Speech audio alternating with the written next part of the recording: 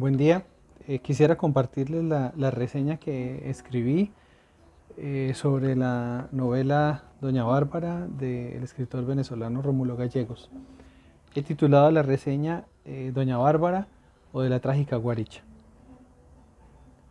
Una mujer de exótica belleza, engendrada por el ambicioso y aventurero furor del blanco y la enigmática india armada de la desnudez que encarna el brioso misterio de la selva araucana, fue marcada por la dulce herida del amor, que para ella vino con la muerte de la confianza.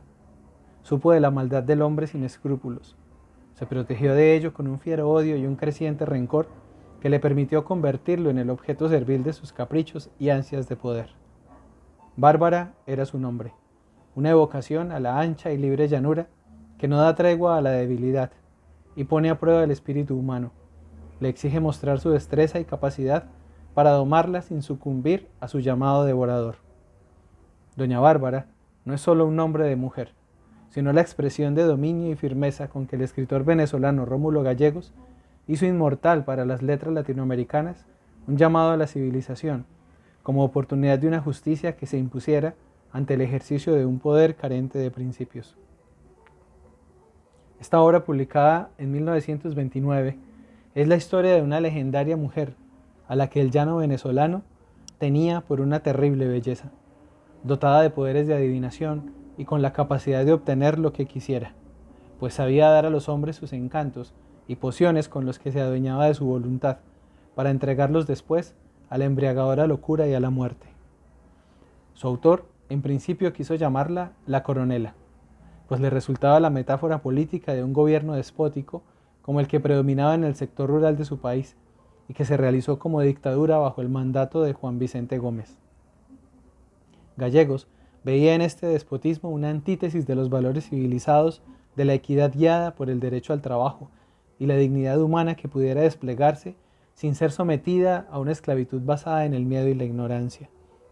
La novela trata de una ficción y, al decir de algunos críticos, de un experimento pedagógico en el que el espíritu profesoral de su autor emprendió la tarea inédita de una formación política para su pueblo. Para ello se sirvió de la vida de una trágica Guaricha, hermosa devoradora de hombres. El componente trágico está puesto en una interrogación permanente entre la fuerza devoradora propia de la bárbara llanura y la docilidad con que el derecho, el diálogo, el respeto al otro y a la vida intentan abrirse paso en medio de una tierra donde la impulsividad sin consecuencias se hacía costumbre, tradición y ley. Esa apacible confianza en la educación y las buenas maneras entraba en dialéctica con la bella fuerza de doña Bárbara, quien finalmente, y de manera tardía, fue seducida por el orden representado en Santos Luzardo, un hombre al que pudo tentar, pero no doblegar, pese a que en él insistía el tormentoso llamado a complacerse en la vía fácil de la muerte y el poder. Por ello pensaba que era necesario matar al centauro que todos llevamos dentro, esa parte bárbara y bestial que llamaba de manera permanente a complacerse en el horror. Los Luzardo eran una familia que había existido bajo el signo de la desgracia, la muerte y la venganza, pero Santos había sido sacado del Arauca y educado en Caracas, en donde aprendió a pensar con lógica y orden, a creer en las instituciones, a hablar con calidez y precisión, a escuchar para no dejarse llevar por los impulsos y a creer en el amor. Esta novela, compuesta por 41 simétricos capítulos repartidos en 3 partes, narra con detalle los paisajes agrestes y sublimes de una tierra inmensa que se devora la mirada en el horizonte. Está llena de las cotidianas aventuras del llanero que doma potros salvajes, marca las reses en el ritual del hierro al rojo vivo, mientras canta y hace coplas sobre su bravía tierra. También hay preciosos cuadros de costumbres que hablan de la música, del rítmico joropo que se baila en el suelo duro y terroso, mientras el aguardiente quema las gargantas recias de los festivos llaneros. También alude a la riqueza de las creencias que fundan la mentalidad llanera que cura el ganado del gusano con oraciones, que cree en espantos, o en Florentino, el cantador que desafió al diablo y lo venció, en la fuerza de las tradiciones que se resiste a la industriosa civilización. Estas eran algunas de las contradicciones que componen la dialéctica que de manera transversal surca la novela, pues Santos Luzardo veía en la indolencia del indio la resistencia a civilizar la llanura, acabar con el dominio del cacique que fungió de condición para la fama y la barbarie de doña Bárbara. A lo largo del relato van tejiendo la trama personajes arquetípicos como el interesado Mr. Danger, fascinado por las palabras y los placeres. Decía, todas las palabras que empiezan por gua y todas las cosas que así se nombran son muy sabrosas, como guachafita, guasacaca, guaricha bonita. Y también, como no pocos extranjeros que han llegado a aprovecharse la ignorancia de las gentes y aliarse con los poderosos a fin de parasitar beneficios propios y después huir con sus ganancias sin responder por su participación en las fechorías que los enriquecieron. También está el brujeador, que era el servirángel exterminador de doña Bárbara, siempre a su servicio, haciendo el trabajo sucio para terminar muerto en extrañas circunstancias, de las que otros sacaron beneficio y que no ameritó justicia alguna. También está Ño Pernalete, el pusilánime militar, con su ayudante mediocre que era el testaferro de la justicia a conveniencia de quienes tienen el poder. También se exponen diversos personajes los efectos del peso de la tradición por la ignorancia en la mentalidad de los peones, que se asumen como destinados a la obediencia, sin más aspiración que ser mirados con condescendencia por un amo al que corresponden con el deber sagrado de dar la vida por cumplir sus órdenes.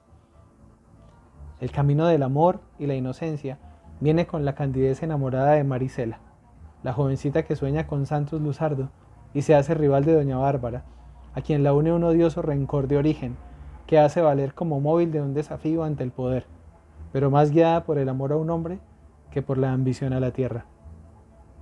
La voluntad civilizadora y bien intencionada de Santos, no pocas veces tentada a acudir a la violencia y complacerse en ello como su rival, me evocó una frase de Lacan sobre la revolución.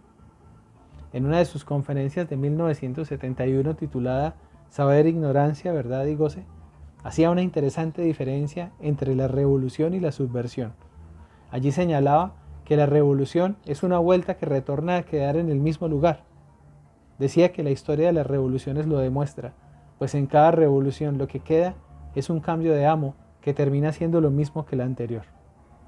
Mientras que la subversión implica la perturbación de un saber para que nada vuelva a ser como antes. Pensaba en ello cuando leía las veces en que Santos Luzardo observaba que sus acciones llevarían al comienzo de un buen cacicazgo, decía él, que por bueno, al parecer, no era más que un cambio de amo. Esto se repitió cuando se vio forzado a matar a un hombre y sabía que sucumbir a las formas de la barbarie solo le otorgaba el bárbaro señorío de los caciques, y no era con el brazo armado y la gloria roja de la hazaña sangrienta como tenía que luchar con ellas para exterminarlas. Finalmente, a mi parecer, hay en esta novela indicios de subversión, no tanto de revolución.